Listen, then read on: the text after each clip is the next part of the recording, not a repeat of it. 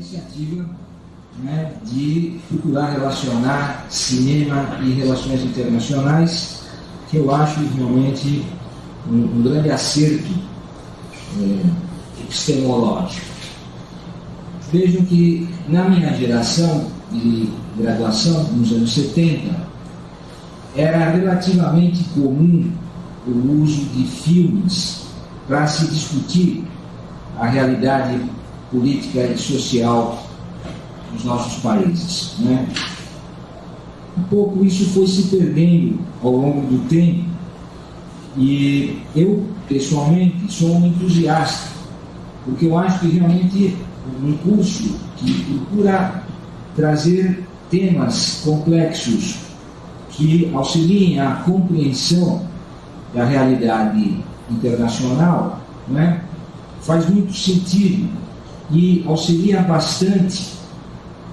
Uma, porque é um jeito mais lúdico, né, de se obter informações, e outra porque a própria contextualização dos filmes já em si mesmo chama atenção para algumas discussões sobre a pertinência, da maneira como os diretores trataram as questões.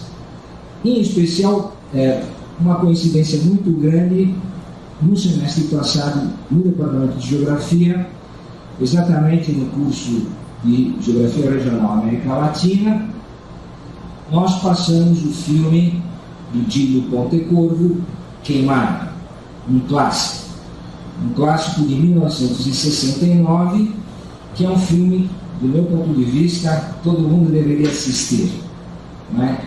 Primeiro, como filme mesmo, e segundo, porque, embora seja uma ficção histórica, é um filme que traz ensinamentos muito importantes sobre a estrutura social e política da América Latina, né?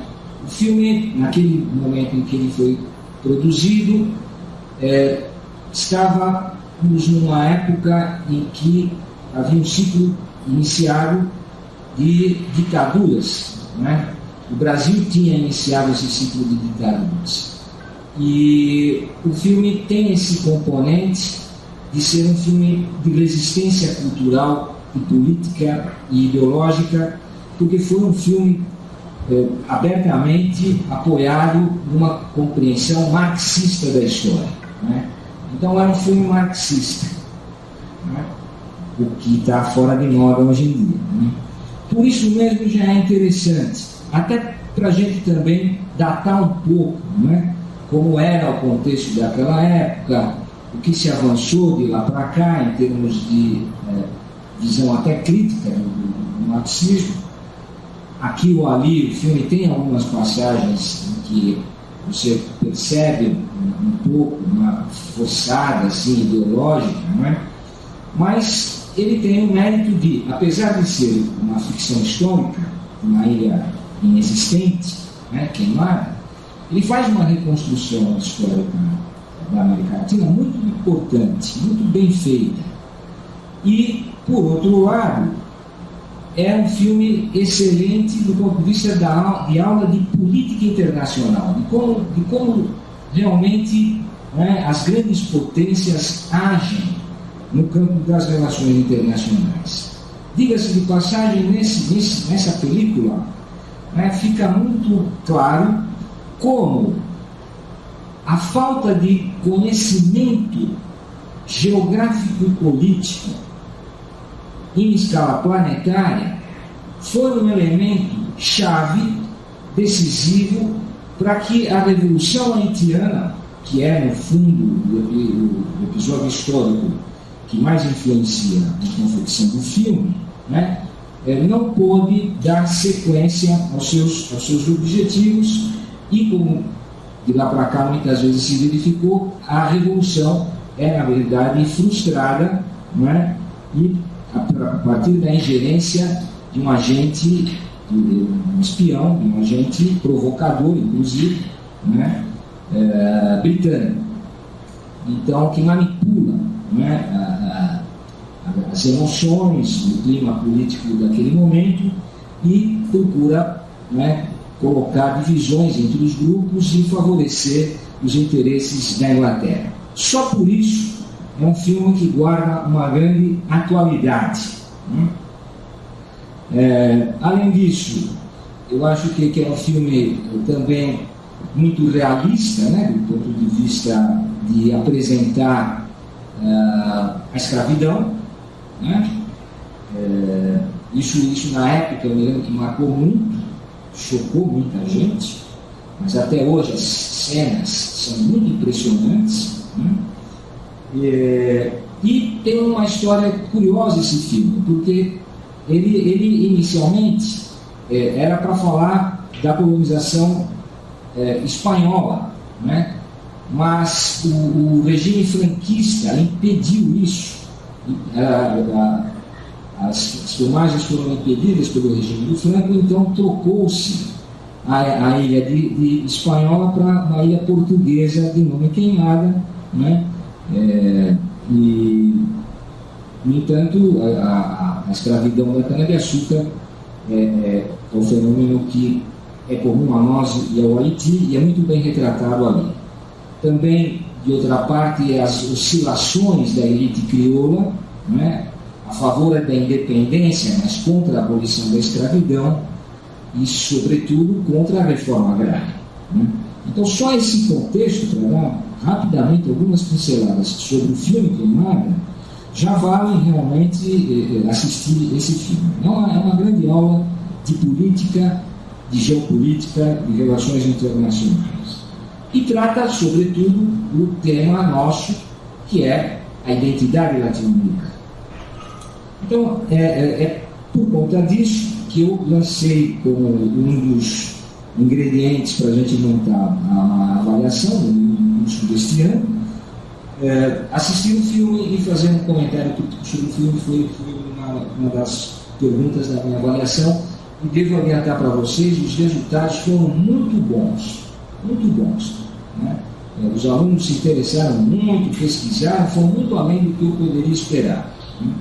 E me ajudaram, no final das contas, também a fazer uma reciclagem sobre a maneira como eu estou tratando a questão, de modo que eu também aprendo muito com os alunos e o retorno, né, das análises que eles fizeram sobre o filme Queimada foram muito gratificantes para mim.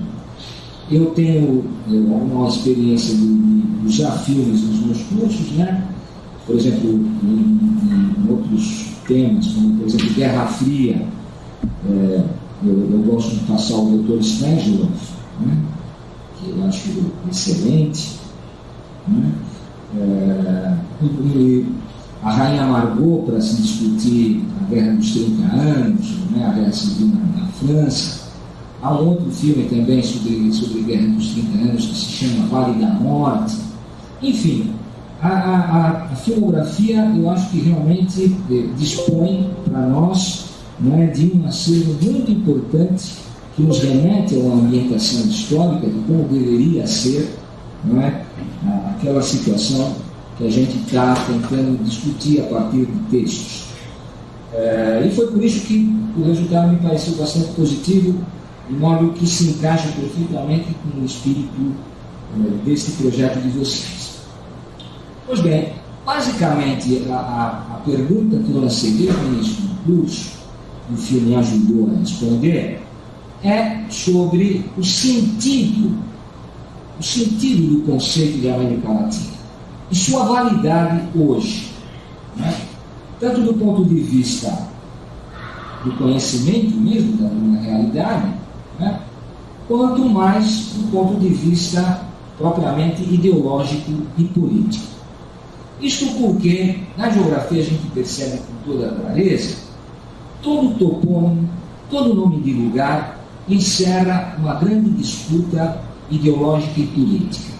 Disputa essa entre grupos sociais pela liderança dentro de um determinado estado e também no âmbito internacional, né? De modo que a questão do poder de uma classe sobre a outra e a influência de um estado sobre o outro, né, estão claramente presentes na discussão sobre o sentido do conceito de América Latina. Então eu vou fazer uma breve retrospectiva de como este conceito se estruturou e foi sendo alterado o seu sentido em função de certas circunstâncias históricas, interesses geopolíticos e também perspectivas de classe. Então vamos começar pelo começo. O começo, de maneira invertida, eu diria que diz respeito ao fato de que hoje estamos num momento em que o conceito de América Latina não tem sido muito utilizado. Ao contrário, ele vem sendo combatido como um conceito ultrapassado e que agora, num enfoque mais realista das relações internacionais, nós deveríamos nos restringir ao conceito de América do Sul.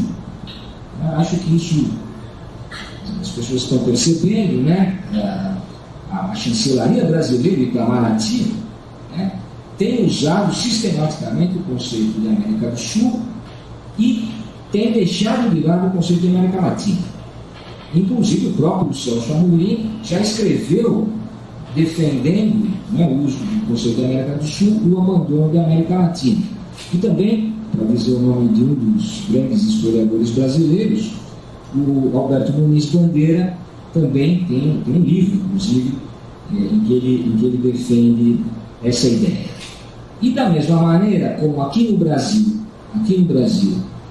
existe essa discussão em que devemos nos fixar na noção de América do Sul, não mais na América Latina, também aqui nos nossos vizinhos argentinos existe um debate hoje que quer substituir a noção de América Latina por uma outra, no caso Ibero-América. Tem até uma revista, Pensamento Ibero-Americano, que expressa esse ponto de vista. Tá bom? Pois bem, foi dessa constatação que então eu propus a nossa discussão e por isso a genealogia do conceito me parece ser uma abordagem justificável. Como surgiu a noção de América Latina? Para começar, a própria ideia de América é controversa, o conceito de América em si mesmo. Porque, como nós sabemos, não se conhecia na Europa a existência deste continente. Na Europa, até o Renascimento, a compreensão era de que o mundo era dividido em 3 continentes. Por sua vez, essa noção de continente tem a ver com a leitura grega de que as terras contínuas, por isso continente, de continuação, as terras contínuas, eram terras firmes e as ilhas eram flutuantes. Por isso, então, essa noção que mais ou menos identifica um grande espaço com um solo fixo, terra firme, e as ilhas, por sua vez, como flutuantes.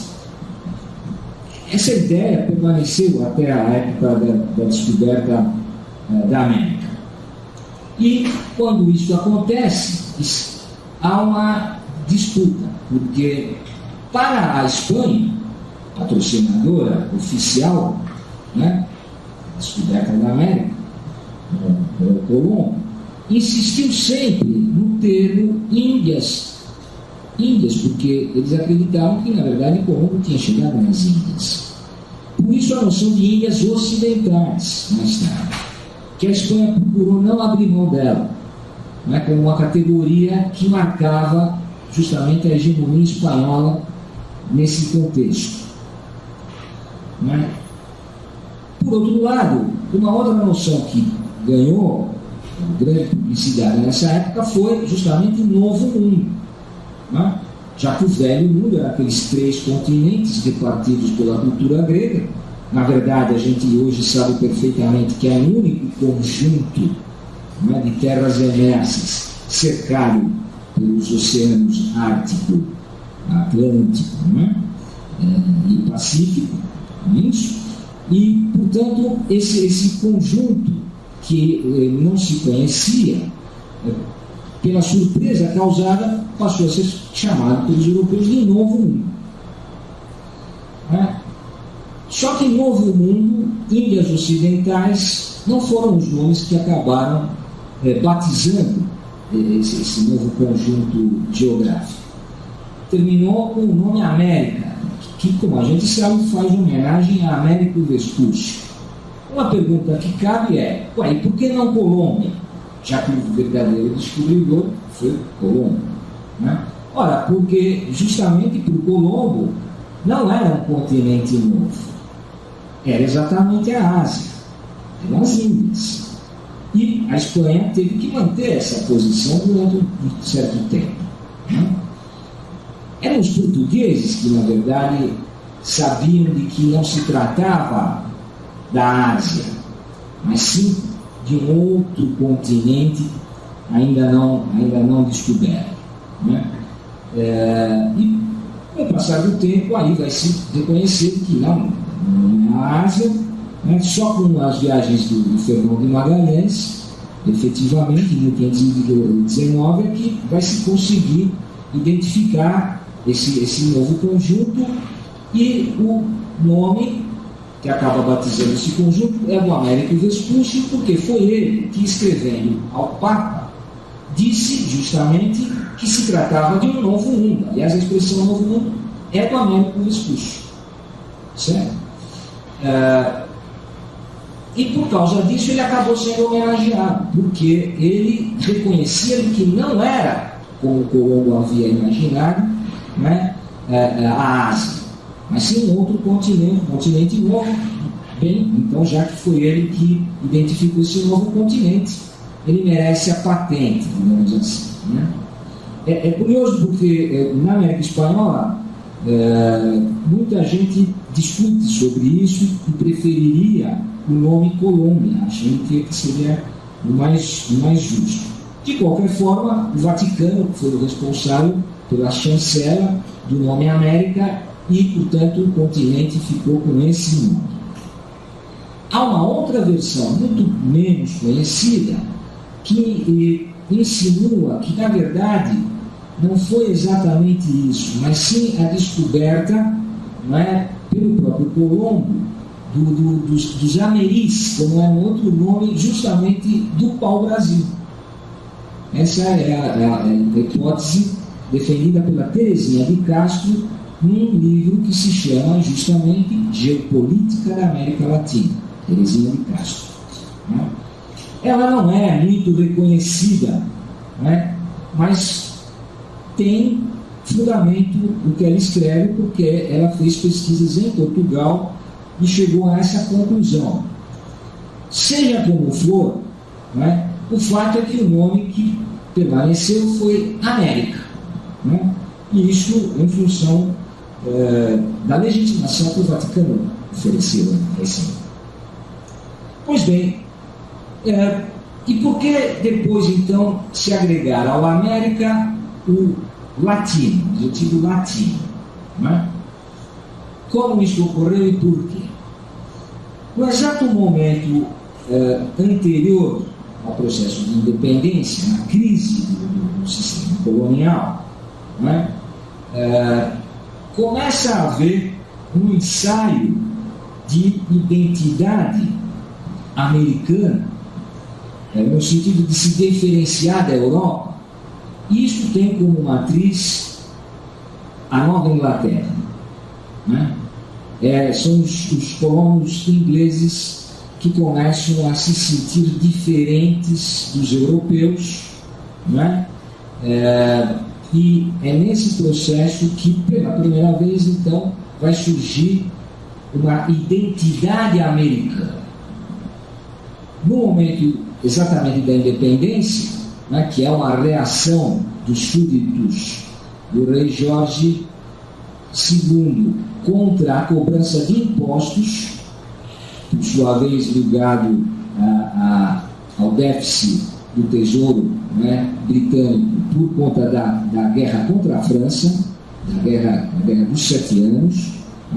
Então, essa guerra dos 7 anos, que foi a grande guerra pela disputa da hegemonia mundial entre França e Inglaterra, e que terminou com a vitória inglesa. Essa guerra ela foi muito custosa e, naquele momento, né, os súditos ingleses que habitavam a Nova Inglaterra, portanto os americanos, lutaram em defesa da coroa britânica. Portanto, até esse momento eles se consideravam ingleses. É posterior a isso, quando se começa a cobrar impostos de circulação de mercadorias, notadamente do uísque, né, que os colonos se revoltam.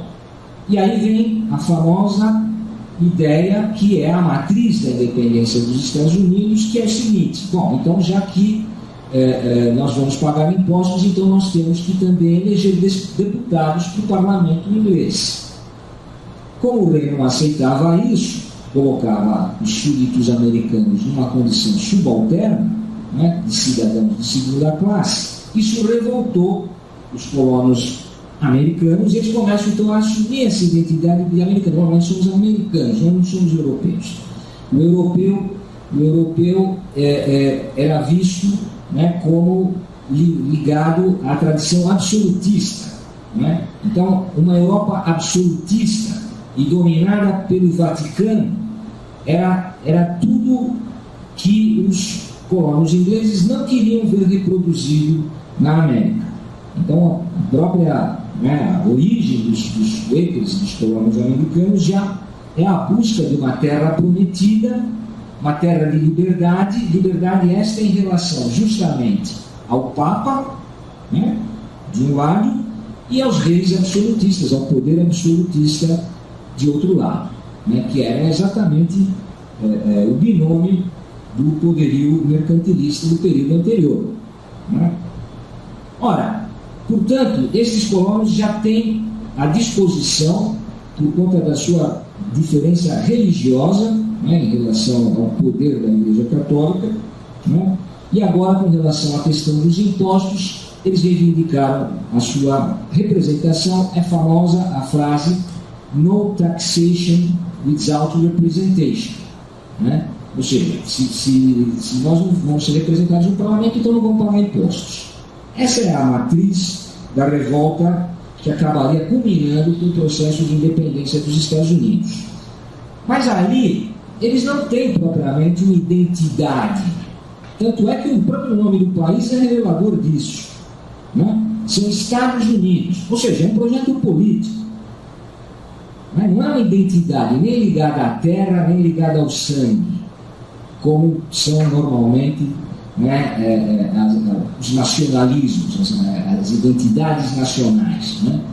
A mobilização que se faz em torno das identidades nacionais ou reivindicam um longo passado histórico, um mito histórico de origem, né, ou aspectos étnicos, né, orgânicos, assim, até biológicos, né, ou então aspectos institucionais, ou finalmente a localização geográfica.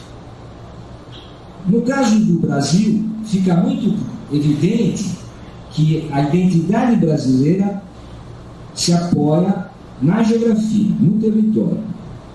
Porque, inclusive, esse território já estava designado previamente, até anterior à descoberta da América, do Brasil, né, em Tordesilhas, certo? Então, o acerto diplomático entre as duas potências ibéricas já consagrava um território muito grande, né, para a coroa portuguesa.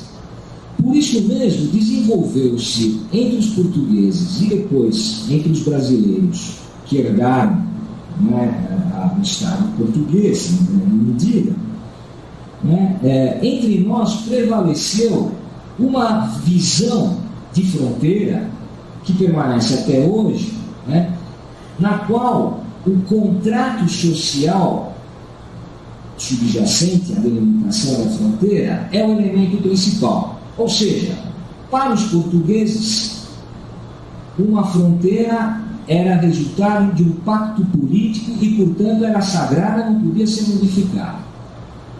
Certo? É disto que se trata. No caso hispano-americanos, no caso da coroa espanhola, essa discussão não avançou. A discussão da fronteira, propriamente não avançou entre eles. Até hoje, os intelectuais latino-americanos, hispano-americanos, na sua maioria, não estão tão preocupados com temas relacionados às fronteiras, nem tanto às fronteiras internas ao próprio Império Espanhol, nem às fronteiras externas a ele. Essas discussões em torno de fronteira, de doutrina de fronteira, ficou subsumida à discussão sobre a identidade.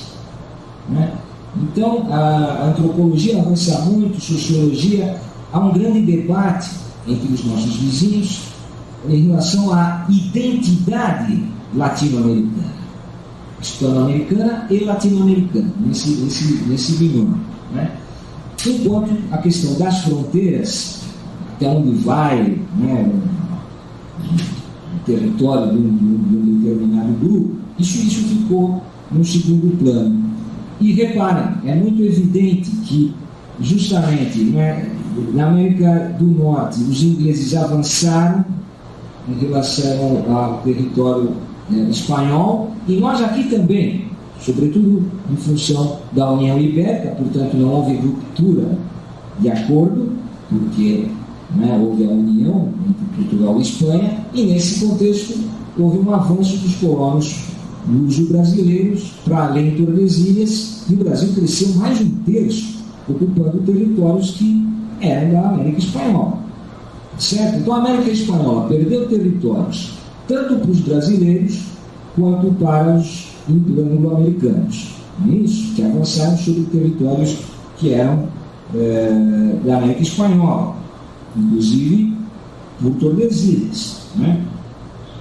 Acontece que, no caso dos ingleses, o conceito de fronteira que eles vão desenvolver é um conceito móvel. A fronteira para o norte-americano é a barreira a ser ultrapassada. E hoje eles já estão, justamente, já tem uma bandeira americana na Lua, não esquecer disso, e agora partem para a conquista de Marte. Conquista no sentido geopolítico mesmo. Conquista no sentido geopolítico, porque é uma reivindicação do Estado americano. Então não há por que a gente estranhar o desrespeito durante o período de construção do Estado americano às fronteiras da Nova Inglaterra. Não. A fronteira é um espaço em movimento, é a frontier. E nesse sentido, então, eles avançaram até chegar ao Pacífico, com o famoso Destino Manifesto, e depois continuaram além. Tomaram os barcos, fizeram uma grande marinha, Canal do Panamá, etc. E hoje são a primeira potência mundial com aspirações siderais de domínio. Então, portanto, é a mentalidade anglo-saxônica nesse terreno. Enquanto isso, os nossos vizinhos hispano-americanos ficaram muito prisioneiros do debate em torno da identidade. Qual é a nossa identidade?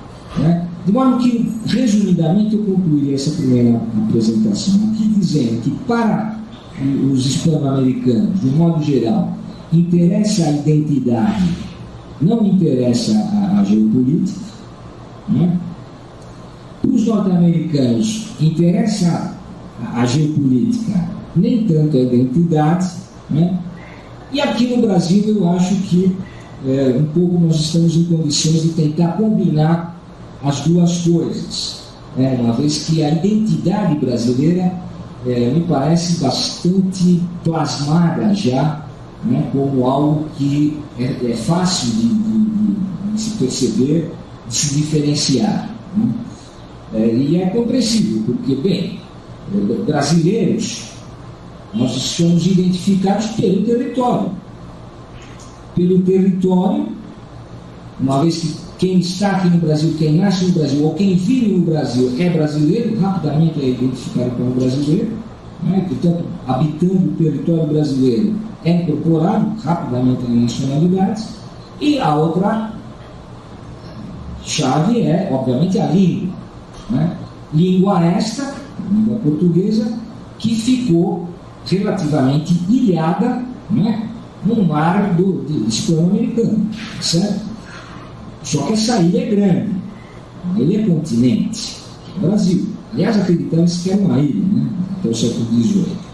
O mito da ilha Brasil. Isso era interessante para os portugueses, porque reforçava justamente a sua individualidade, a sua singularidade. Né, com uma ilha que fala português. É exatamente a identidade brasileira. Por isso, justamente, o Brasil vai demorar muito para incorporar a noção de América Latina. E até hoje, apesar de que a Libertadores da América já trouxe muito intercâmbio, o Mercosul também, né? Hoje já não temos tantas diferenças, não há tantas disputas como houve no passado, até não muito tempo atrás, entre os países, né, sul-americanos, entre o Brasil e a Argentina, em especial, enfim, né? Então agora a gente já tem um maior intercâmbio com os nossos vizinhos e, mesmo assim, há uma certa dificuldade em nós reconhecermos como latino-americanos. É difícil o Brasil falar, nós, latino-americanos, na vizinhança isso é fácil se encontrar, né? Ao contrário, eles fazem questão de defender que, além da identidade nacional, eles possuem essa identidade continental como latino-americanos. Vamos ver um pouco, então, como é que foi se dando isso. Ora, se o conceito de americano, né, foi basicamente cunhado a partir da experiência dos anglo-saxões, né, para se diferenciarem da Europa. Então, uma América diferente da Europa, uma América Latina só começa a aparecer efetivamente em meados do século XIX, esse termo, né? Portanto, já bem depois da independência dos Estados Unidos. E é aí que aquela questão das disputas políticas, ideológicas entre grupos sociais, entre países, chama a atenção. Porque assim que Simão Bolívar, né, também se identifica como americano, passa a existir uma disputa entre os hispânicos e os anglos pelo uso do nome América, né? Porque também para Bolívar nós somos americanos diferente dos europeus e num sentido político muito claro para ele seríamos, portanto, republicanos. Não teríamos nada a ver com as dinastias europeias, porque era óbvio, né? E, consequentemente, o nosso modelo político deveria ser a república, inclusive, queria buscar o exemplo lá em Roma Antiga, né? Portanto, contra as monarquias. Então, éramos todos americanos. Mas ele escreveu, em 1815, nas Cartas da Jamaica, ele escreveu, quando ele esteve exilado depois do fracasso das primeiras tentativas de independência.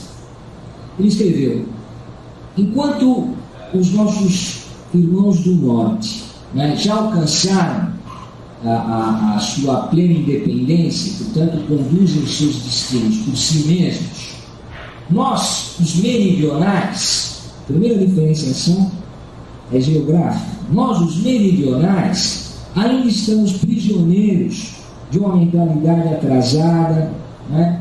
E não somos capazes, não somos adultos ainda, então estamos infantilizados politicamente. Essa é a primeira grande ideia de uma diferença de natureza política, né, entre os anglo-americanos e os meridionais, ainda não eram latino-americanos nessa época, certo? Então, norte e sul começa a ser uma diferença em função justamente da política, né? Ou seja, no norte, na Nova Inglaterra, alcançou-se a independência política, a soberania, eles viraram Estados Unidos da América do Norte, né? Enquanto isso, nós, os meridionais, ainda estávamos submetidos às coroas europeias, ao absolutismo das coroas europeias. E é, portanto, a partir daí que ele vai lançar todo o seu movimento. Certo?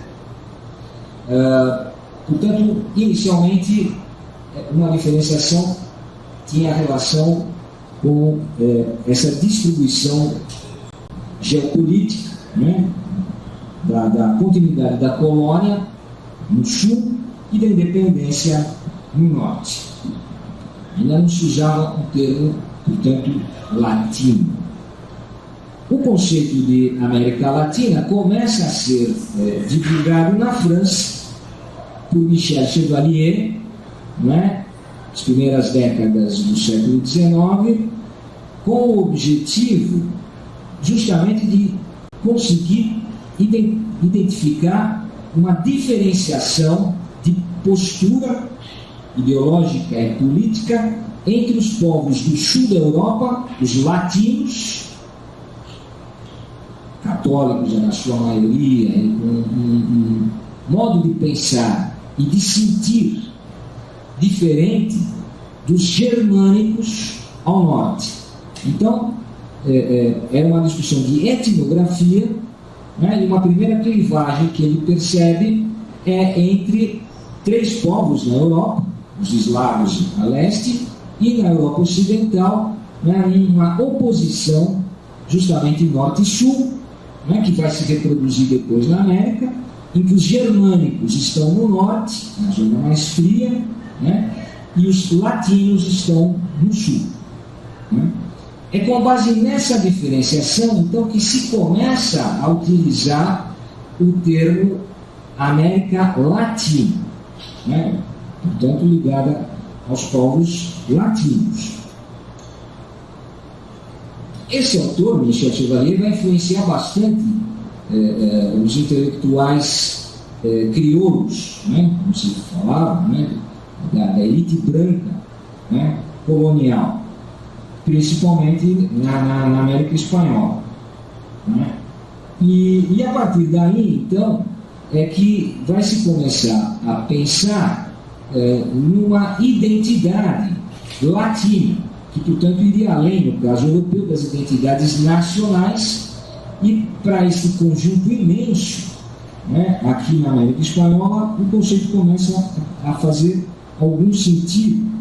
E é por essa razão que existe até hoje um debate muito intenso, ideológico, intelectual e político, nos nossos vizinhos hispano-americanos, a respeito deste uso. Porque, segundo alguns, ele é ilegítimo, né? Já que o termo América Latina foi cunhado fora daqui por uma intelectualidade europeia. Ele diz respeito a uma percepção francesa e, mais do que isso, logo em seguida, um pouco mais tarde, essa noção vai ser apropriada por um projeto imperialista do Napoleão III, né, que, com base numa suposta identidade latina que todos compartilharíamos, justifica uma intervenção francesa no México, né? Francesa e austríaca, porque havia uma luta política dentro da Europa que fazia uma aliança entre França e Áustria contra a Inglaterra, né?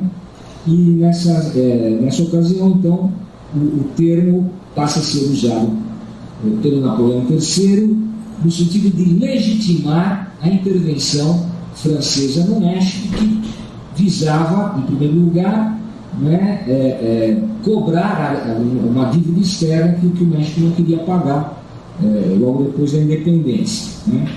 E com isso vem a invasão, se coloca um rei austríaco, né, no trono do México, coisa muito artificial, né, Maximiliano de Habsburgo, e os patriotas mexicanos vão se revoltar e vão conseguir, né, se libertar, e ele acaba sendo fuzilado. Né?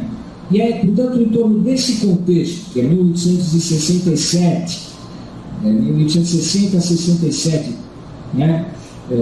Ou seja, no mesmo período da Guerra Civil Americana, diga-se de passagem, Napoleão III aproveitou o fato de que os Estados Unidos estavam em guerra civil para promover essa intervenção, já que os Estados Unidos haviam alertado desde 1823 que para eles a América era para os americanos, né? Ou seja, contra qualquer intervenção europeia no continente, é isso?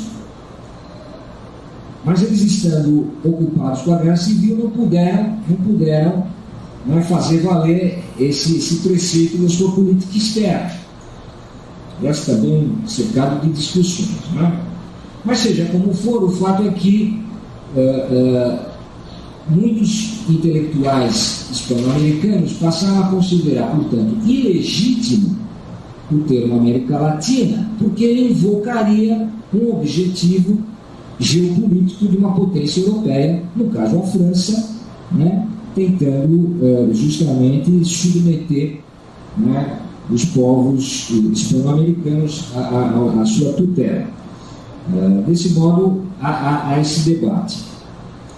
Por outro lado, há quem entenda de maneira um pouco diferente de que, a despeito desta origem, né, talvez ligada realmente ao latinismo francês, o fato é que o termo América Latina foi apropriado pela intelectualidade crioula hispano-americana na sua independência e ajudou a consolidar uma ideia de identidade que seria progressivamente colocada como uma identidade supranacional, né?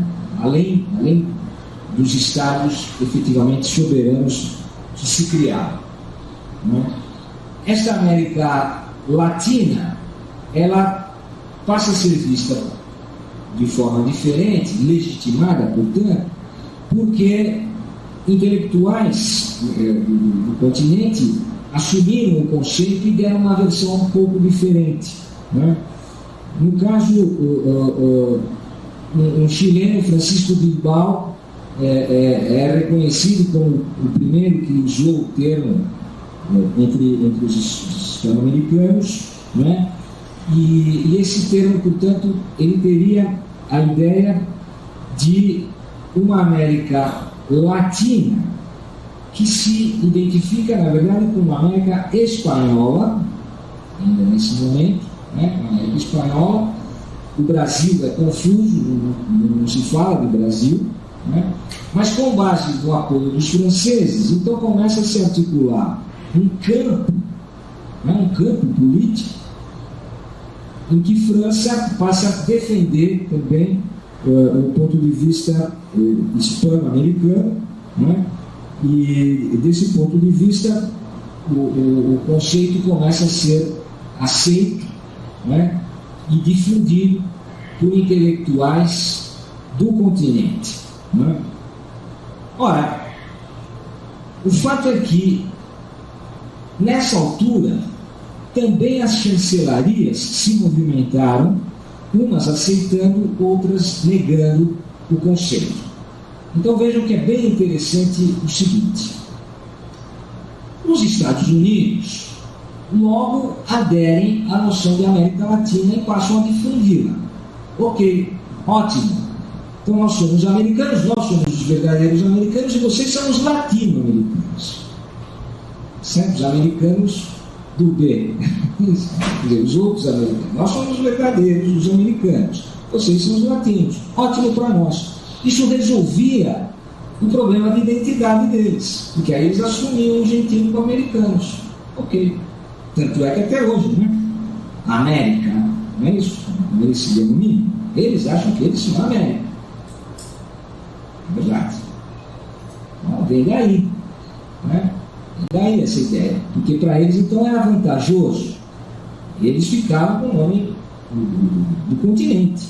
Então, eles assumiam como gentílico o nome do continente inteiro. Ora, fazia todo sentido, já que na perspectiva geopolítica dos pais fundadores dos Estados Unidos, está presente já o projeto de que a bandeira das 13 listas e das estrelas, não é?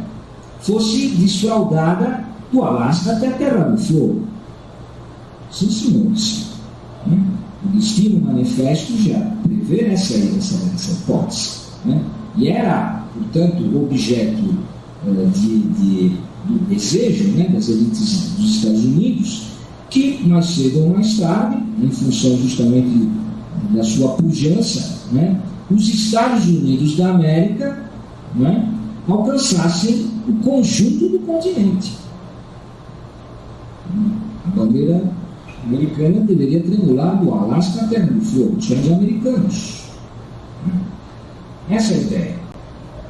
Ora, o latino-americano, então, serve para diferenciar um pouco daqueles americanos originais, estes outros que demoraram mais para alcançar sua independência. E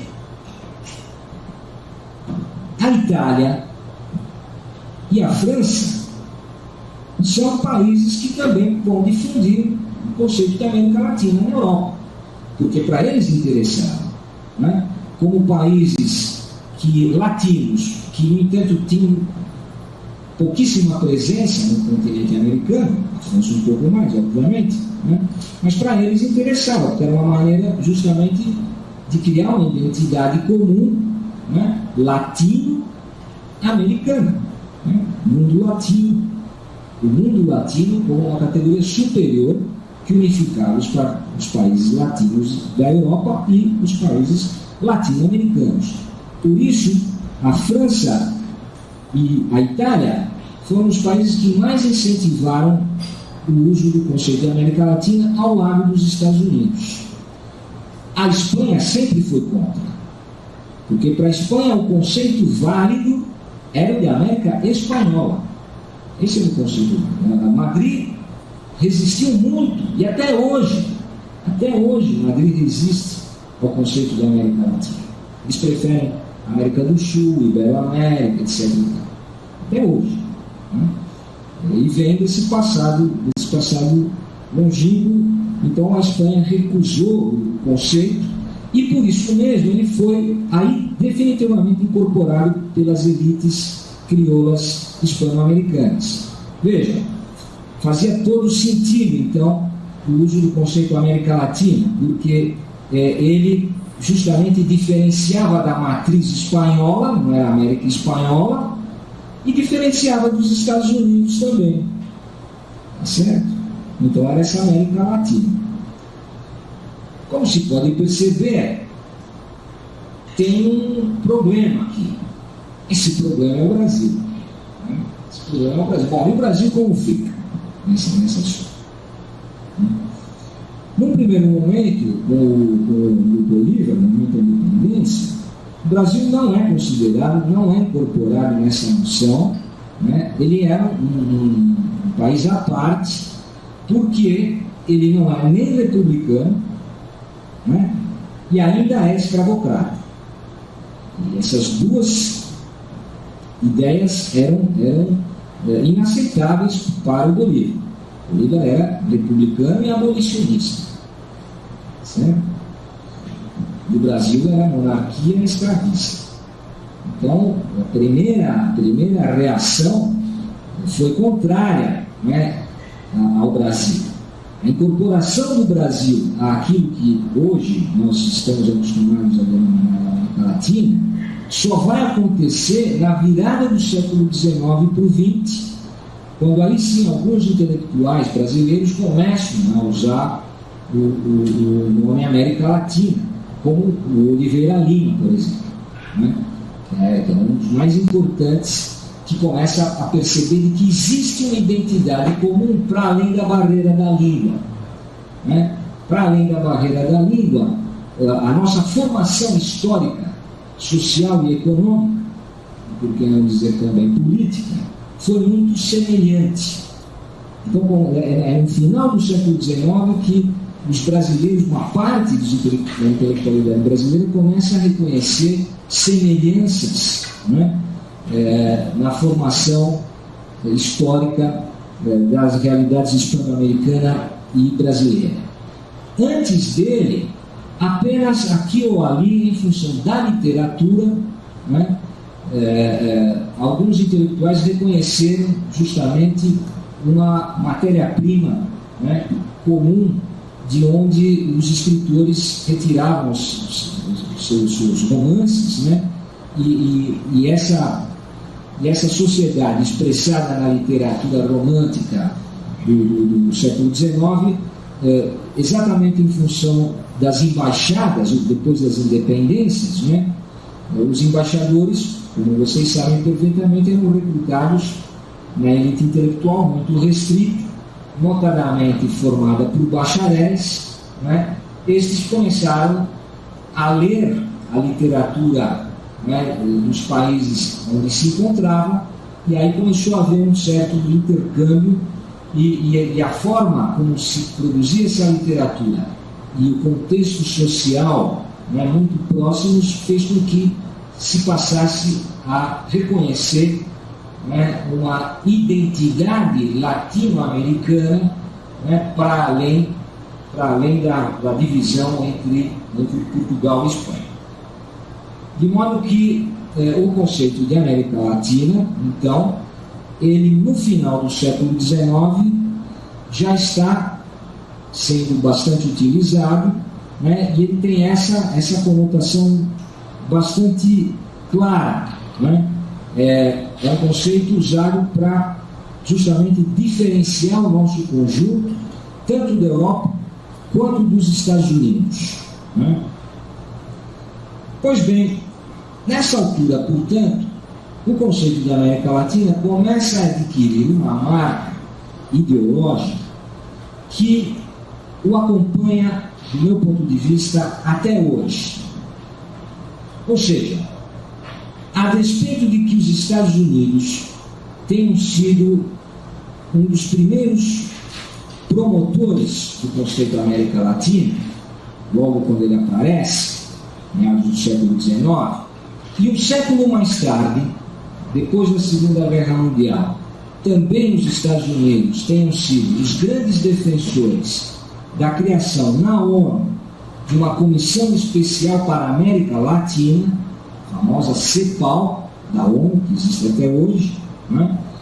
Pois bem, nesses dois momentos históricos, né, com um intervalo de um século entre um e o outro, os Estados Unidos defenderam o uso do conceito América Latina.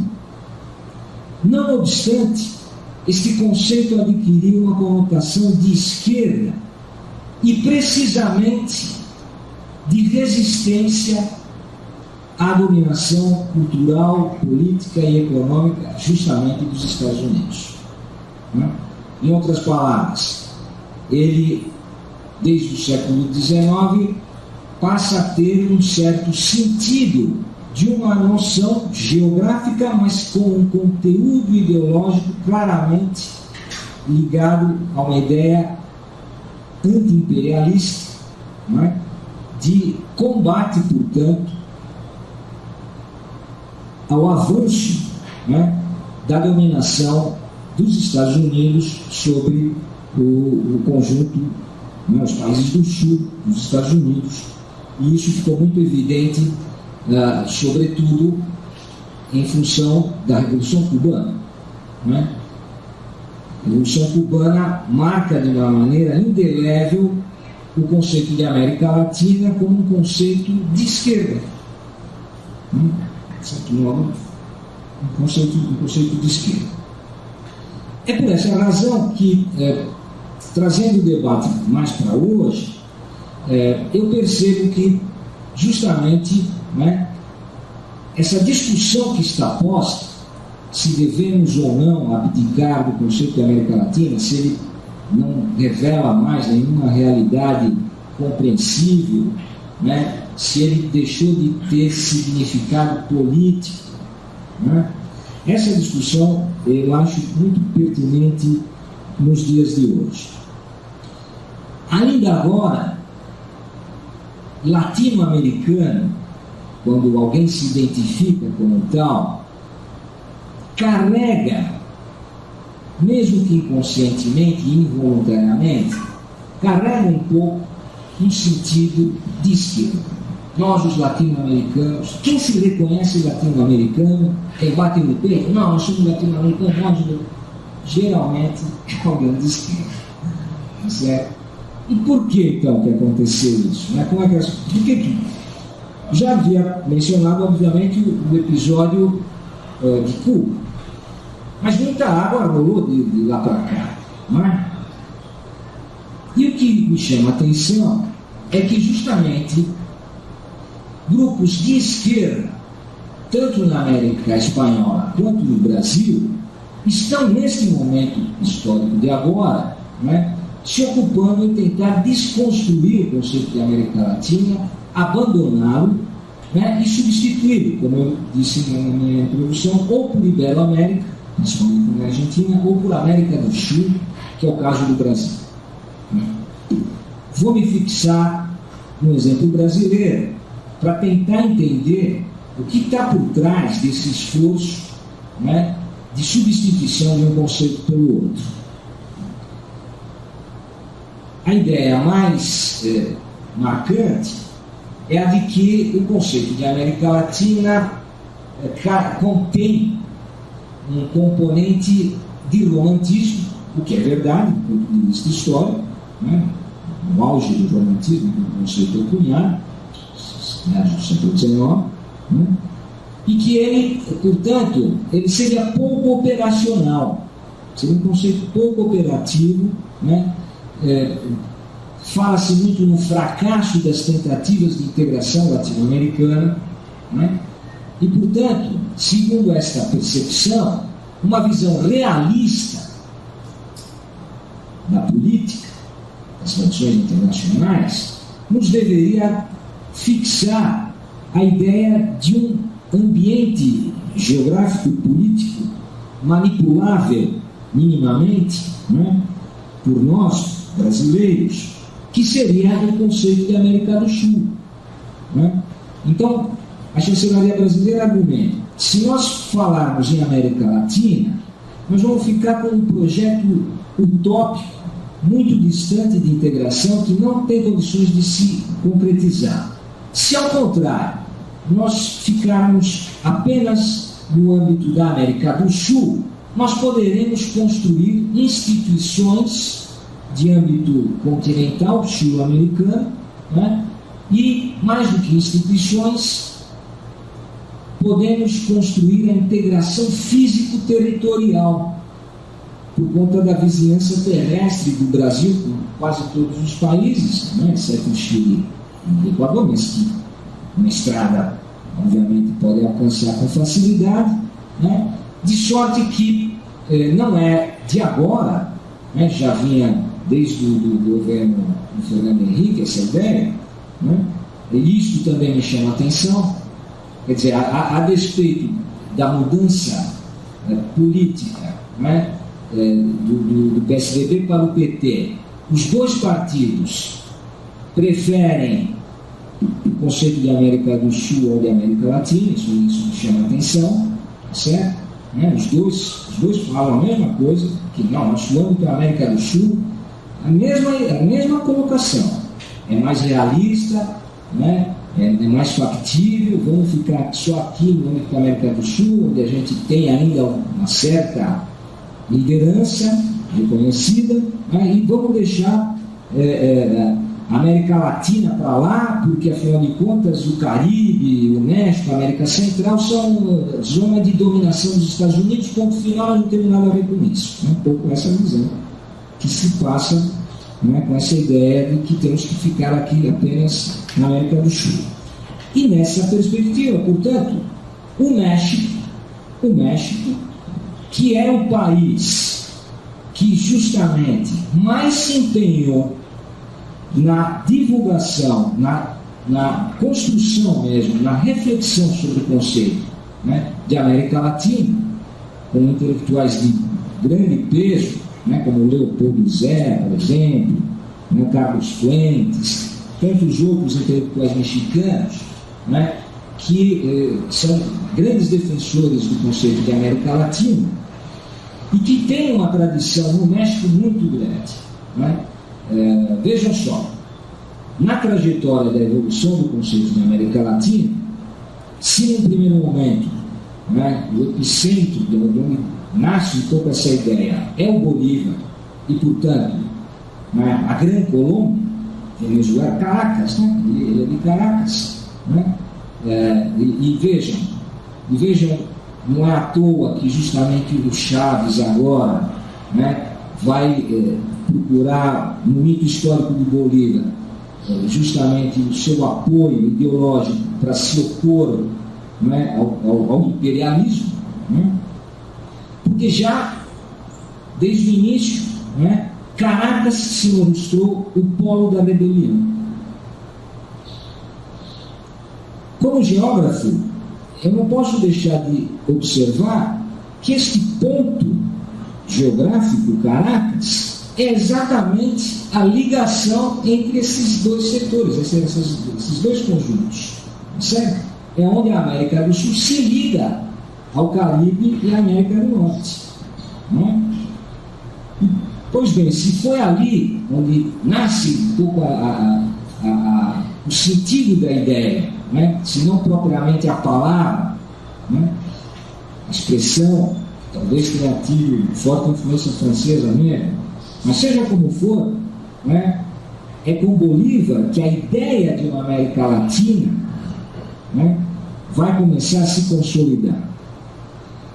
E depois, mais tarde, com a morte do Bolívar, vai ser o mexicano, Gustavo Alamán, o grande defensor do conceito de América Latina, seu difusor, na metade do século XIX. Né? Compreensivelmente, portanto, a noção de América Latina ela migra, né, da Grande Colômbia, da Colômbia para o México, porque já o México é testemunha justamente, não é, da cobiça dos anglo-americanos e teve as duas guerras contra o México, isso. Então o México ele já percebe o avanço dos Estados Unidos, né? E portanto para os mexicanos era de todo interesse que se conseguisse uma unidade maior, né, para defender o México desse seu vizinho tão poderoso e tão ambicioso. Então é compreensível que justamente desde essa época, né, as invasões dos Estados Unidos sobre o território mexicano, foram os mexicanos os que mais se empenharam em defender e divulgar o conceito de América Latina. Ok? Pois bem, nessa perspectiva, consequentemente, de abandono do conceito de América Latina, né, o México fica, sem dúvida nenhuma, a descoberto, né, e vulnerável à influência dos Estados Unidos. É por essa razão que eu, pessoalmente, considero um tanto inadequado, né, esse abandono, certo? Porque para as relações internacionais do Brasil, fixar a ideia de América do Sul apenas, se ela traz uma vantagem a curto prazo, ela pode trazer um grande problema a longo prazo. Eu explico. A curto prazo, não se pode negar que a chancelaria brasileira obteve êxito ao insistir no conceito de América do Sul, quando o Fernando Henrique Cardoso, durante o governo dele, né, é lançado o projeto AUXA, Associação de Livre Comércio Sul-Americana. Esse nome não pegou, esse nome não colou, né, mas foi levantado, né, pelo presidente da República, na época, Fernando Henrique Cardoso, né, e a proposta AUXA foi avante. Ela evoluiu para depois o nome CASA, Comunidade Sul-Americana, um encontro que houve no Peru, o presidente peruano propôs esse nome, e finalmente, no encontro posterior, não é, com o Chávez, não é, em 2004, o Chávez lança o nome UNASUL. Então já era outro governo aqui no Brasil, né, e a chancelaria brasileira apoia. Tudo bem, porque a ideia era brasileira, a da integração sul-americana. O nome podia ser o Chaves que desse. Nesse momento, não houve nenhuma objeção, né, por parte do governo do PT para o nome defendido pelo Chaves, pelo Hugo Chávez. Mas o projeto, do ponto de vista geopolítico, é o mesmo. Né? Ou seja, aquele de se procurar realizar a integração físico-territorial sul-americana, o Mercosul, as instituições de comércio e etc. e tal, no âmbito da América do Sul apenas. Certo? Bem, é verdade que há uma novidade em relação aos governos anteriores. Essa novidade colocada pelo Chaves é a variável estratégica, né? Porque até então só se falava em Mercosul do ponto de vista comercial. Até que o nome Mercosul revela isso, né? Agora, se eu falo Unasul, já é de outra coisa que nós estamos tratando, né? Não é apenas uma zona de livre comércio, não é verdade? É algo que vai além. Né? O nome sugere uma união política. E mais do que isso, na medida que dentro da Unasul existe uma instituição chamada Conselho de Defesa Sul-Americano, CDS, né? Que pela primeira vez, portanto, na história, reúne militares latino-americanos sem a presença dos Estados Unidos, isso é muito importante, né? Então agora existe um Conselho de Defesa Sul-Americano, né, que teoricamente visa articular as Forças Armadas sul-americanas na defesa do subcontinente contra qualquer agressão estrangeira. Se, portanto, do ponto de vista dos êxitos de curto prazo, eu posso elencar esses fatos, eu alego que, do ponto de vista de longo prazo, isso traz um grande problema para a diplomacia brasileira. Por quê? Porque, ao insistirmos no conceito da América do Sul, nós fraturamos a América Espanhola. Evidente. Certo? Porque aí não existe nenhuma possibilidade de união hispano-americana.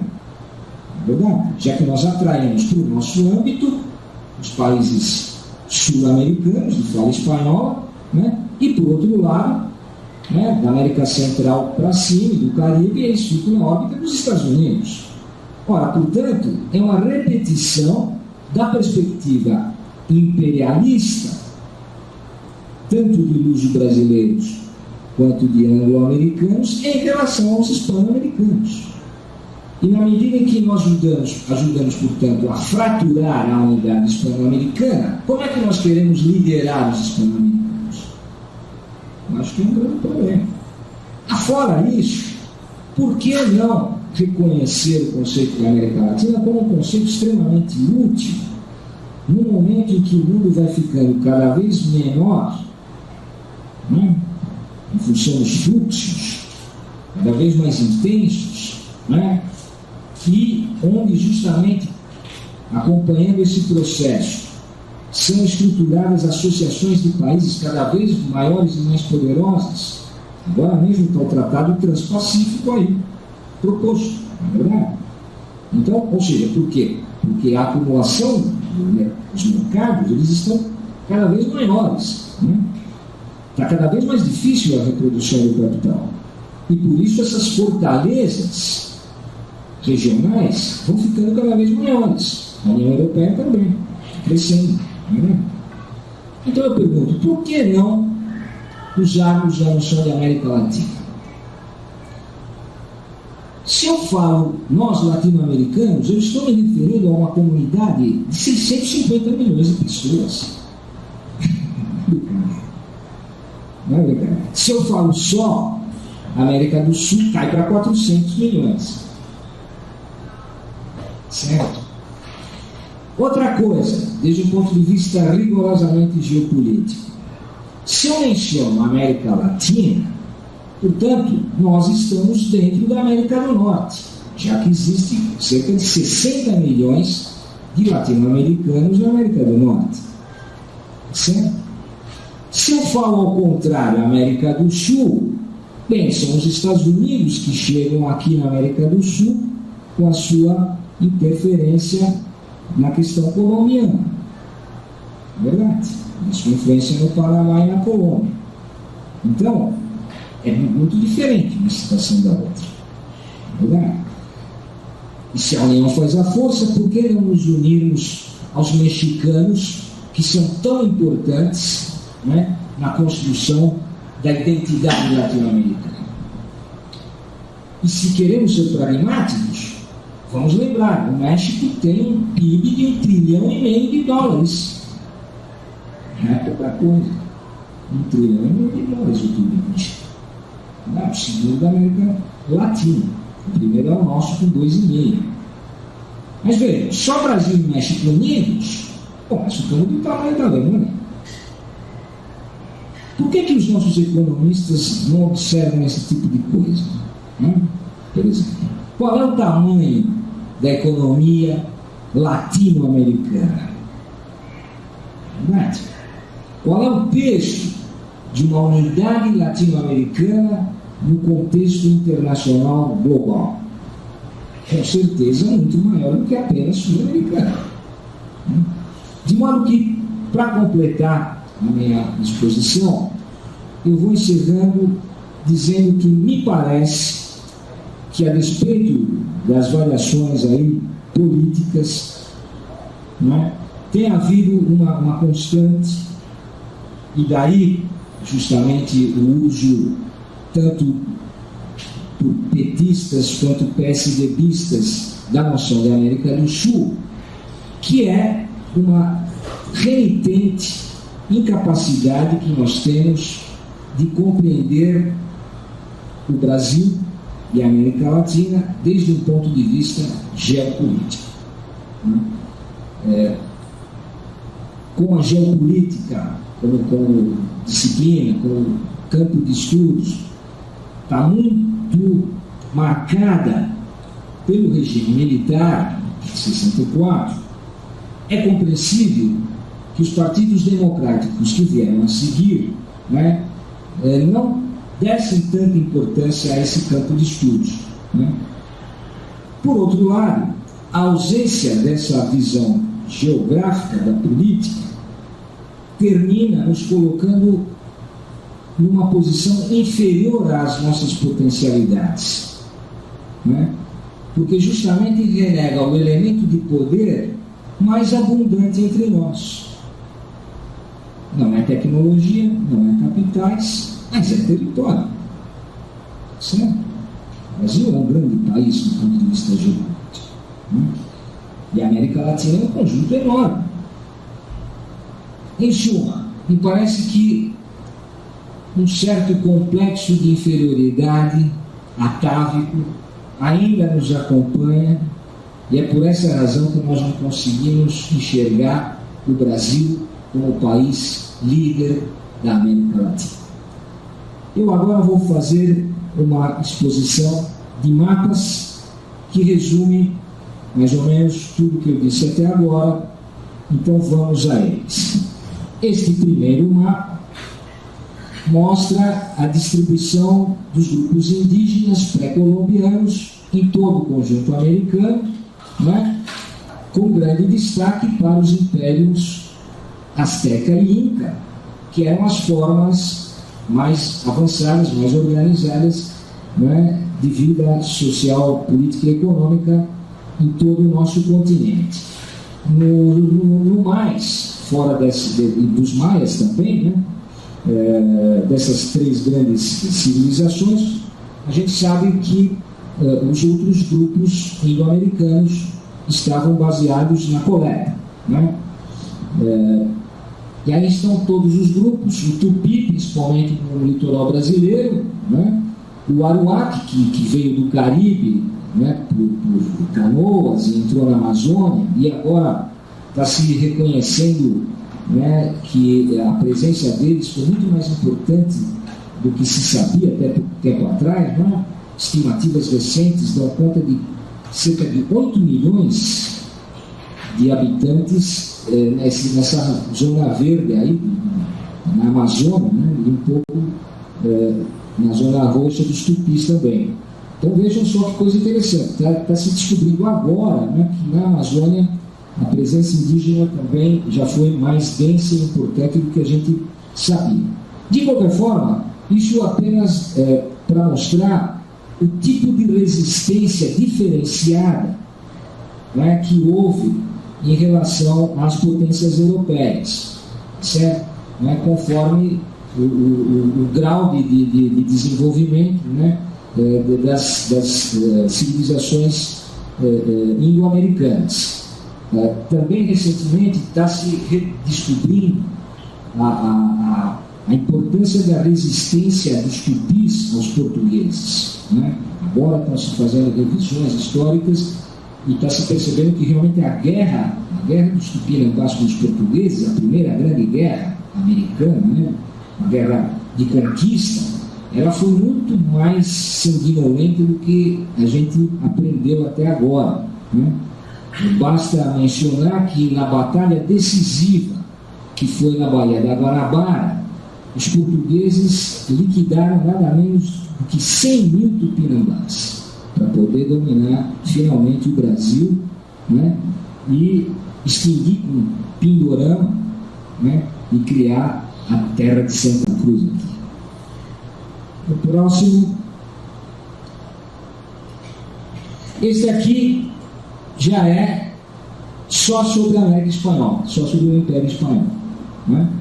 Em dois momentos. No primeiro momento, né, com a dinastia Habsburgo no trono da Espanha, e portanto vocês podem perceber com bastante clareza, né, o gigantesco âmbito territorial, né, consagrado para os espanhóis. Tordesilhas é que garante isso como documento diplomático de reconhecimento internacional na época, né? Tem a bandeira famosa e vocês podem perceber como, né, a América do Norte foi grandemente ocupada, né, e colonizada pelos espanhóis. No momento seguinte, a partir do século XVIII, né, com a mudança de dinastia, em que há um esforço modernizador, racionalizador, né? Os Bourbons são o despotismo esclarecido na Espanha, tá certo? E é uma tentativa, então, de racionalizar, e nessa tentativa há uma subdivisão, sobretudo, né, do vice-reinado do Peru, que passa a contar também com Nova Granada e Prata. De modo que, no segundo mapa, eu registraria o grande encolhimento do Peru, que na verdade é como sede do Império Inca, né? E onde fica bastante evidente que o Império Espanhol dividiu para dominar, né? Impedindo que justamente o antigo território Taiwan-Tissuio do Império Inca se mantivesse unido. Diga-se de passagem, essa intrigante pergunta: por que houve a fragmentação política da América Espanhola? É uma das questões clássicas na história do nosso continente. Por que nós nos mantivemos unidos e eles se fragmentaram? Ora, entre outras razões, esta é uma original, né? Ou seja, houve um encolhimento do Império Inca, uma fragmentação do Império Inca, tá certo? Para não permitir que se construísse uma identidade inca, né? Isso criou uma série de complicações, né? O Peru é o país chave da América do Sul. Por quê? Ora, porque o Peru é o país que liga todos os contextos: o do Pacífico com o Atlântico, o da Amazônia com o do Prata, tá certo? O dos Andes com a Amazônia, tá certo? Então, o Peru é a peça-chave da América do Sul. E tem sido sempre, na história diplomática brasileira, o grande obstáculo para que a chancelaria brasileira consiga uma liderança reconhecida, uma hegemonia na América do Sul. Historicamente, são os peruanos sempre que dão conta, né? Sempre dificultam. Tanto isso é evidente agora, né? fala-se em Mercosul, mas existe a comunidade andina, os peruanos não abrem mão dela, né? E, portanto, é difícil uma articulação entre comunidade andina e Mercosul para que, de fato, as duas façam parte da Unasul e se consiga uma integração efetiva. O outro obstáculo tem sido sempre a Colômbia, né? Por conta da sua instabilidade interna. E, finalmente, o outro país que sempre também tem sido recalcitrante nos projetos de união, o Chile, né? Por uma razão geográfica também bastante evidente, já que ele fica muito relacionado com o Pacífico e a Ásia, né? Tem toda a sua economia voltada para o Pacífico, ou Califórnia, para onde vai o cobre chileno desde sempre, ou então agora com os mercados asiáticos crescendo. O Chile, então, observa que para ele parece ser mais vantajoso ficar aberto e não ficar vinculado ao Mercosul, porque ele teria mais mercados, né? Teoricamente, essa é a questão. Seja como for, portanto, aqui já se percebe, né, uma fragmentação maior da América do Sul, o encolhimento do Império Inca e ali ao norte, né, fica bastante fácil da gente perceber como os espanhóis perderam território para os ingleses. Olha só onde está aqui em verde, é o vice-reinado do Peru, né? Ali a Nova Espanha, né? Então, é justamente esse território que eles não queriam manter, obviamente, unificado, né? Então, depois tem aquela fragmentação. Olha aí, em detalhe, né? O Peru, certo? Então, todo ele fragmentado para ser dominado e encolhido. E aqui, numa visão global, né, todos os impérios importantes, os 5 países que se debruçaram sobre a América, né, Portugal, Espanha, França, Holanda e Inglaterra, e as suas respectivas áreas de ocupação nesse momento de colonização, né? E fora dali, como vocês podem perceber, apenas 2 grandes impérios existiam territorialmente, o russo e o turco, e obviamente dentro da Europa o Império Austríaco também mereceria ser mencionado, né? Então aí é o resultado da derrota dos povos indígenas para as potências mercantilistas europeias. E aqui é o território que era justamente da Nova Espanha. Olhem só como ele era grandioso, né? E aí, até também até onde, no momento até o momento da independência, até as vésperas da independência, 1810, né? Então vejam como era gigantesco. Os Estados Unidos tão pequenininho, ali em cinza à direita, né? E esse território todo dominado pela Espanha, né? Então era ainda a Louisiana ainda controlada pela Espanha, né? Depois os franceses vão tomar, e aí depois os franceses vão vender para os Estados Unidos, né? Este quadro aqui é muito conhecido, chama-se justamente Destino Manifesto, né? Um quadro que revela bem qual é a geopolítica americana logo depois da independência.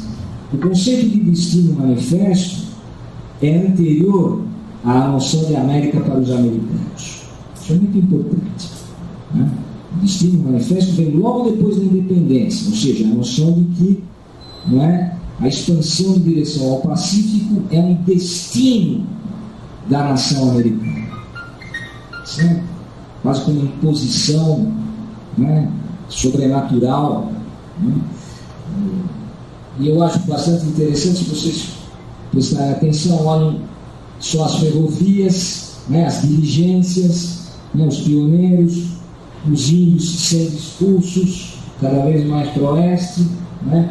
É um quadro clássico que mostra exatamente os bisões ali, né? E a liberdade avançando, né? Em direção ao oeste, na manifestação icônica do projeto geopolítico dos Estados Unidos. E aqui o resultado disso, né? O que está em bege, que está em cor de abóbora, foram territórios subtraídos da Nova Espanha, né? E do outro lado tem a Flórida ainda também, mas nesse caso é só para mostrar o quanto de território o México perdeu para os Estados Unidos. Compreensível, portanto, que para os mexicanos seja muito importante uma união latino-americana para conter justamente, né, os impulsos da maior economia do mundo. Aqui, no momento da independência, né, como foram os processos de independência dos nossos vizinhos hispano-americanos, com todas as datas, né, a data final do processo de independência.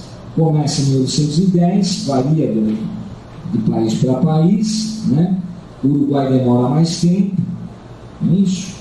Só mais tarde, na Guerra Cisplatina, que vai se consolidar como um país realmente independente, mas os outros países, por volta de 1820, mais ou menos como o Brasil. Então, esse é um ponto crucial. Desde os processos de independência, registra-se uma sincronia histórico-política entre os vários povos e países desta chamada América Latina. E é por conta desta relativa sincronia que justamente faz sentido se falar nesse conjunto. E agora mesmo estamos vivendo o mesmo fenômeno, né? Quer dizer, houve primeiro, só para ficar nos últimos tempos, não ir mais para trás, né? Só para ficar para a geração mais jovem que percebeu isso, né? Houve um ensaio neoliberal na década de 90, que apanhou toda a América Latina, certo? Com o famoso ajuste econômico neoliberal, né?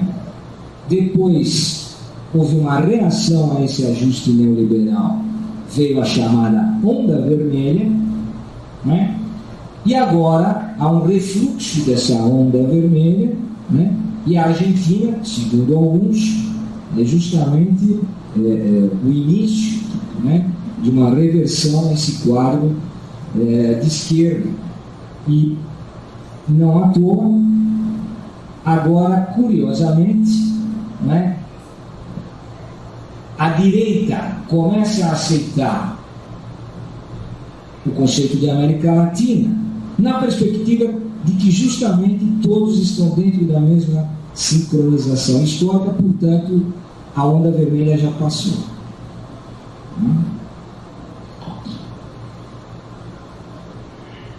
Aqui é a travessia dos Andes pelo São Martín, um quadro que retrata esse episódio épico, né? Em que, com muita dificuldade, com muito esforço, com muito sacrifício, né? Contando com indígenas também no seu exército, o São Martín atravessa os Andes e apanha de surpresa as tropas espanholas, né? Que aguardavam uma chegada pelo mar, pelo Pacífico, né? E ele surpreende, né? Fazendo a travessia dos Andes e conseguindo a vitória que dá a independência para todo o conjunto no sul, né, da América do Sul. Justamente de Maipú, os argentinos e os realistas. Certo? Essa aqui é a Ayacucho, mais ao norte, que é o Bolívar, né? Bolívar e São Martín são os dois principais libertadores da América Espanhola, da América do Sul. Esse é um quadro mexicano que justamente retrata esse movimento todo, com um destaque para Miguel Hidalgo, líder da independência mexicana, né? Olha ele aí. E aqui os retratos dos principais libertadores, a começar pelo Bolívar, San Martín, Toussaint Louverture, porque o Haiti é decisivo, e isto nós nos esquecemos muitas vezes, né? O Haiti é fundamental, e é por isso que existe uma América Latina que é válida. Por causa do Haiti, não teríamos a independência da América Espanhola se não fosse o Haiti, né? Quando, na primeira tentativa, o Bolívar é derrotado, né, ele vai para o Haiti e ele pede ajuda para os haitianos. E os haitianos conseguem essa ajuda, né? Toussaint Louverture lidera uma resistência dos próprios haitianos contra ingleses e espanhóis que invadiram a ilha, né? Em função da Revolução Francesa, aproveitando o caos da França, ingleses e espanhóis invadem o Haiti. Toussaint Louverture toma os interesses da França, defende a França, expulsa espanhóis e ingleses, e por isso ele é condecorado pelos republicanos franceses, pelos revolucionários franceses, e é nomeado governador do Haiti. Mais tarde, ele ganha tanta projeção que o Napoleão fica receoso e resolve destituí-lo, né? Manda uma tropa tal, e depois vai para a França, né? Mas Dessalines consegue resistir, né, e garantir a independência do Haiti. Pouco tempo depois, o Dessalines vai ser morto, assassinado, né? E o Haiti se divide em duas porções, uma ao norte e outra ao sul. O Haiti do sul teve como presidente Alexandre Pétion. Esta figura talvez seja menos conhecida entre os libertadores da América, e talvez seja a mais importante, porque foi graças a Alexandre Pétion que houve a vitória do Bolívar, porque graças a ele armou, né, abasteceu, ofereceu navios, né, e foi a partir do Haiti que então os revolucionários do Bolívar conseguem libertar Caracas e iniciar o processo de independência da América Espanhola. Devo registrar, a despeito de minha admiração pelo Bolívar, nesse caso ele comete um grande pecadilho. Ele não reconhece o apoio de Pétion e do Haiti no processo de independência, e quando, em 1826, ele instaura o Congresso Anfictiônico do Panamá, ele não convida o Haiti. O que justificaria isso? Ora, este Congresso do Panamá tinha como objetivo justamente tentar unir todos os revolucionários hispano-americanos para conseguir, né, uma unidade política, né, ou uma confederação, e o Haiti então não faria parte. Mas é uma injustiça que se faz historicamente com o Haiti, né? O Haiti foi o primeiro país independente da América Latina, 1804, certo? Então, por isso, pelo simples fato do Haiti estar na origem da América Latina, me parece que o conceito ainda é válido. Aliás, é o que eu costumo argumentar. Se o Brasil deve ter a sua diplomacia, a sua perspectiva geopolítica circunscritas à América do Sul, o que estamos fazendo no Haiti? O que legitima a presença brasileira no Haiti, senão o fato de sermos a principal potência latino-americana? Por que o comando da MINUSTAH está nas mãos dos brasileiros? Qual é a legitimidade que tem isso? Então, temos que ser coerente. Aqui Artigas, o líder do Uruguai, talvez da elite crioula, o mais revolucionário de todos, né? Republicano, a favor da reforma agrária, federalista, né? Aqui como é que ele chama? Simão Rodrigues, que é o intelectual que influencia o Bolívar, né? Professor e tutor do Bolívar. Na Europa, eles se encontram na Europa, e lá na Europa é que eles formulam o projeto de independência da América Espanhola, né? Aqui Bernardo O'Higgins, né, que era um oficial do exército do San Martín e acabou ficando no Chile. San Martín é aceito como governador do Chile no primeiro momento. San Martín, no final, recua, acaba desistindo e vai morrer no exílio. Um dos episódios mais obscuros, mais controversos da história hispano-americana foi o encontro famoso em Guayaquil, que reuniu o San Martín e o Bolívar, e desse encontro, a portas fechadas, eles se desentenderam, né, cada um saiu para o seu lado, e não se conseguiu obter a unidade almejada, né? Segundo a maior parte da literatura que eu li, o motivo principal da desavença era o fato de que o San Martín achava que a República era temerária nas condições da América Espanhola, né? Por quê? Porque se tratavam de zonas muito esparsas, de povoamento muito rarefeito, né? Em que só uma autoridade central forte poderia manter unido um grande território. Essa é um pouco a convicção dele. A mesma do José Bonifácio aqui no Brasil, né? José Bonifácio concede no seu projeto que a dinastia europeia mantenha o seu poder ainda, justamente em nome da unidade territorial e da legitimidade diplomática e política. O Brasil, portanto, quando nasce, né, é reconhecido pela Santa Aliança. É verdade? Já que os Habsburgos eram vitoriosos, estavam no trono aqui, então não tinha nenhum problema, né? Já os republicanos do Haiti, esses ficaram isolados, cercados, né? E não foram reconhecidos.